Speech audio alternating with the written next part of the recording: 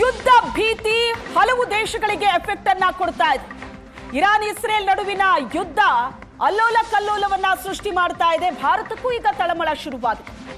ಎರಡು ದೇಶಗಳ ನಡುವಿನ ನಿರಂತರ ಯುದ್ಧ, ಭೀಕರ ಕಾಳಗ ದೂರದ ಎರಡು ದೇಶಗಳಲ್ಲಿ ನಡೀತಾ ಇದೆ ಅಂತ ಅಂದ್ಕೊಳ್ಳೋ ಹಾಗೆ ಇಲ್ಲ. ಜಗತ್ತಿನ ಇನ್ನಿತರ ದೇಶಗಳ ಮೇಲೂ ಕೂಡ ಇದರ ನೇರ ಪರಿಣಾಮ ಭಾರತಕ್ಕೂ ಈಗ ತಳಮಳ ಶುರುವಾಗಿದೆ.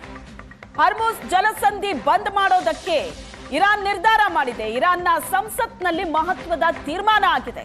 ತೈಲ ಸಾಗಣೆಗೆ ಹೆದ್ದಾರಿ ಈ ಹಾರ್ಮುಜ್ ಜಲಸಂಧಿ 20% ಈ ಜಲಸಂಧಿಯ ಮೂಲಕವೇ ಸಾಗಣೆ ಆಗುತ್ತೆ. ಜಲಮಾರ್ಗ ಸುಮಾರು 33 ಕಿಲೋಮೀಟರ್ನಷ್ಟು ಅಗಲ ಇದೆ.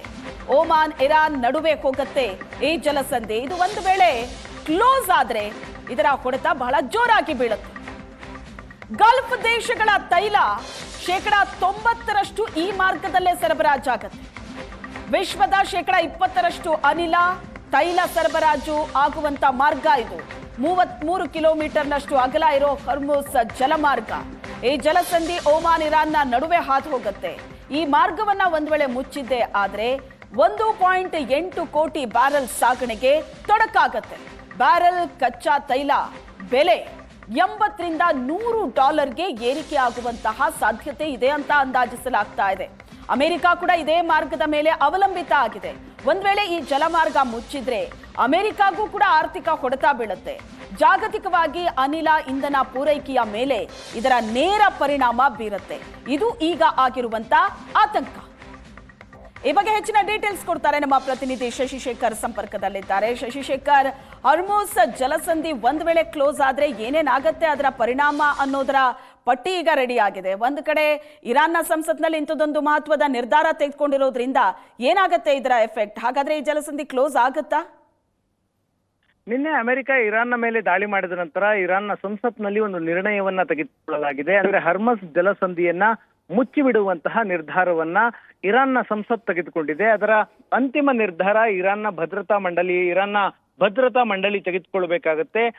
ಅದಕ್ಕೆ ಇರಾನ್ನ ಸುಪ್ರೀಂ ಲೀಡರ್ ಅಯತುಲ್ಲಾ ಅಲಿ ಖಮೇನಿಯ ಸೂಚನೆ ಮೇರೆಗೆ ಭದ್ರತಾ ಮಂಡಳಿ ಅಂತಿಮವಾದ ನಿರ್ಣಯವನ್ನ ತೆಗೆದುಕೊಳ್ಳುತ್ತೆ. ಈಗಾಗಲೇ ಇರಾನ್ನ ಸಂಸತ್ತು ಇಂಥದ್ದೊಂದು ನಿರ್ಣಯವನ್ನ ಮಾಡಿದ ನಂತರ ಜಗತ್ತಿನ ಕಚ್ಚಾ ತೈಲದ ಬೆಲೆ ಏರಿಕೆ ಆಗ್ತಾ ಇದೆ. ನಿನ್ನೆ ಮಧ್ಯಾಹ್ನ ಇರಾನ್ನ ಸರ್ಕಾರ ಸಂಸತ್ತು ಇಂಥದ್ದೊಂದು ನಿರ್ಣಯವನ್ನು ತೆಗೆದುಕೊಂಡಿತ್ತು ಹಾರ್ಮುಜ್ ಜಲಸಂಧಿಯನ್ನ ಮುಚ್ಚುವ ವಿಷಯವಾಗಿ. ಆ ನಂತರ ಕಚ್ಚಾ ತೈಲದ ಬೆಲೆ, ಕ್ರೂಡ್ ಆಯಿಲ್ ಬೆಲೆ 7.5 ಏರಿಕೆಯಾಗಿದೆ. ಒಂದು ವೇಳೆ ಇದೇ ರೀತಿಯಲ್ಲಿ ಮುಚ್ಚುವ ನಿರ್ಧಾರವನ್ನ ಮಾಡೇ ಬಿಟ್ರೆ ಕಚ್ಚಾ ತೈಲದ ಬೆಲೆ ಏರಿಕೆಯಾಗುವಂತಹ ಸಾಧ್ಯತೆ ಇದೆ. ಯಾಕಂದ್ರೆ ಈ ಹಾರ್ಮುಜ್ ಜಲಸಂಧಿ ಇರುವಂತಹ ಜಾಗ ಜಗತ್ತಿನ 20% ತೈಲ, ಜಗತ್ತಿನ 25% ನೈಸರ್ಗಿಕ ಅನಿಲವನ್ನ ಸಾಗಿಸಬಲ್ಲಂತಹ ಜಾಗ. ಈ ಜಾಗದಲ್ಲಿ ಹಲವು ದೇಶಗಳು ಬರ್ತವೆ. ಜಗತ್ತಿನ ತೈಲ ಉತ್ಪಾದನೆ ಆಗೋದು ಕೊಲ್ಲಿ ರಾಷ್ಟ್ರಗಳಲ್ಲಿ, ಮಧ್ಯಪ್ರಾಚ್ಯದ ಮುಸ್ಲಿಂ ದೇಶಗಳಲ್ಲಿ.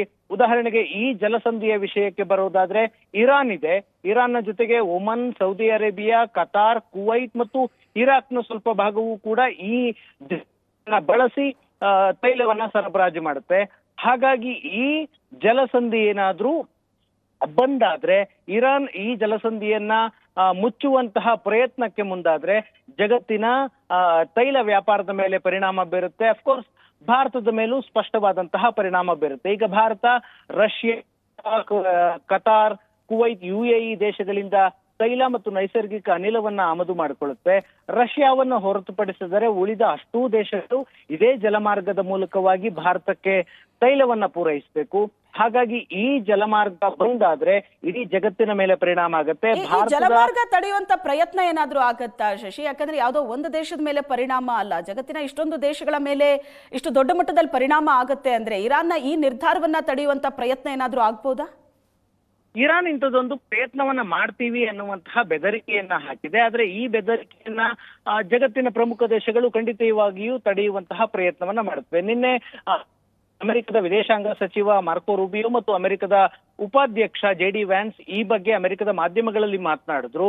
ಒಂದು ವೇಳೆ ಇರಾನ್ ಹಾರ್ಮುಜ್ ಬಂದ್ ಮಾಡುವಂತಹ ಪ್ರಯತ್ನ ಕೇಳಿದ್ರೆ ನಾವು ಅದನ್ನ ತಡೆಯುವ ಕೆಲಸ ಮಾಡ್ತೀವಿ ಅಂತ ಬಹಿರಂಗವಾಗಿ ಅಮೆರಿಕದ ಉಪಾಧ್ಯಕ್ಷ JD ವ್ಯಾನ್ಸ್ ಜೊತೆಗೆ ಮಧ್ಯಪ್ರಾಚ್ಯದಲ್ಲಿರುವಂತಹ ಇತರ ದೇಶಗಳು, ಉದಾಹರಣೆಗೆ Saudi Arabia, Qatar, UAE, Oman ಮತ್ತು ಇರಾಕ್ ನಂತಹ ದೇಶಗಳಿಗೆ, ಬಹರೈನ್ ಅಂತಹ ದೇಶಗಳಿಗೆ ಈ ಜಲಮಾರ್ಗ ಅತ್ಯಂತ ಪ್ರಮುಖವಾದದ್ದು. ಯಾಕಂದ್ರೆ ಅವರು ತೈಲವನ್ನ ಮತ್ತು ನೈಸರ್ಗಿಕ ಅನಿಲವನ್ನ ಬೇರೆ ಕಡೆಗೆ ಎಕ್ಸ್ಪೋರ್ಟ್ ಮಾಡಬೇಕು.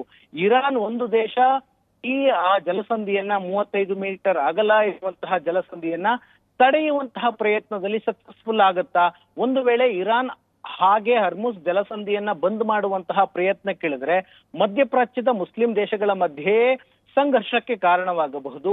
ಜೊತೆಗೆ ಅಮೆರಿಕ ಮತ್ತು ಯುರೋಪಿಯನ್ ದೇಶಗಳು ತೈಲದ ಬೆಲೆ ಏರಿಕೆ, ಈಗಾಗಲೇ ಬಹುತೇಕ ಯುರೋಪಿಯನ್ ದೇಶಗಳಲ್ಲಿ ಹಣದುಬ್ಬರದ ಪರ್ಸೆಂಟೇಜ್ ಜಾಸ್ತಿ ಇದೆ. ಅಮೆರಿಕದಲ್ಲೂ ಕೂಡ ಹಣದುಬ್ಬರದ ಪರ್ಸೆಂಟೇಜ್ ಜಾಸ್ತಿ ಇದೆ. ಆ ಕಾರಣದಿಂದಾಗಿ ಒಂದು ವೇಳೆ ಇರಾನ್ ಹರ್ಮುಸ್ ಜಲಸಂಧಿಯನ್ನ ಬಂದ್ ಮಾಡುವಂತಹ ದುಸ್ಸಾಹಸಕ್ಕಿಳಿದ್ರೆ ಮತ್ತೆ ಯುದ್ಧ ತೀವ್ರಗೊಳ್ಳುವಂತಹ ಸಾಧ್ಯತೆ ಇದೆ. ಈಗಾಗಲೇ ಯುರೋಪಿಯನ್ ದೇಶಗಳು ಮತ್ತು ಭಾರತ, ಚೀನಾ, ರಷ್ಯಾ ಎಲ್ಲವೂ ಸೇರಿ ಒಂದು ಮಾತುಕತೆಗೆ ಸಿದ್ಧರಾಗಬೇಕು, ಡಿಎಸ್ಕಲೇಷನ್ ಮಾಡಿ ಉದ್ವಿಗ್ನತೆಯನ್ನ ಕಡಿಮೆ ಮಾಡಬೇಕು ಅಂತ ಮನವಿಯನ್ನ ಮಾಡ್ತಾ ಇದ್ದಾರೆ. ಇದರ ಬೆನ್ನಿಗೆ ಈಗಾಗಲೇ ದಾಳಿ ಪ್ರತಿದಾಳಿ ನಿರಂತರವಾಗಿ ಮುಂದುವರಿತಾ ಇದೆ. ಇಸ್ರೇಲ್ ನಿನ್ನೆ ರಾತ್ರಿ 30 ಫೈಟರ್ ಜೆಟ್ಗಳ ಮೂಲಕ ಇರಾನ್ನ ಶಸ್ತ್ರಾಗಾರಗಳು ಮತ್ತು ಕ್ಷಿಪಣಿ ಸಂಗ್ರಹಾರಗಳ ಮೇಲೆ ದಾಳಿ ಮಾಡಿದೆ. ಇರಾನ್ನಿಂದಲೂ ಕೂಡ ಇಸ್ರೇಲ್ನ ಮೇಲೆ ದಾಳಿ ಮಾಡುವಂತಹ ಪ್ರಯತ್ನ ಆಗ್ತಾ ಇದೆ. ಇಸ್ರೇಲ್ ಅದನ್ನ ಆಕಾಶದಲ್ಲೇ ಹೊಡೆದುರುಳಿಸುವಂತಹ ಪ್ರಯತ್ನಗಳಾಗ್ತಾ ಇದೆ. ಯುದ್ಧ ಇನ್ನೂ ಮುಗಿದಿಲ್ಲ. ಒಂದು ವೇಳೆ ಇರಾನ್ ಈ ಹರ್ಮುಸ್ನ ಬಂದ್ ಮಾಡುವಂತಹ ನಿರ್ಣಯಕ್ಕೆ ಮುಂದಾದ್ರೆ, ಈಗೇನು ಅಮೆರಿಕ 3 ಅಣುಸ್ಥಾವರಗಳ ಮೇಲೆ ದಾಳಿ ಮಾಡಿ ದಾಳಿಯನ್ನ ಕೊನೆಗೊಳಿಸಿದೆ, ಆ ದಾಳಿ ಮತ್ತೆ ಪುನರಾವರ್ತನೆಯಾಗುವಂತಹ ಸಾಧ್ಯತೆಗಳು ಇರುತ್ತೆ. Yes, thank you Shashishekhar.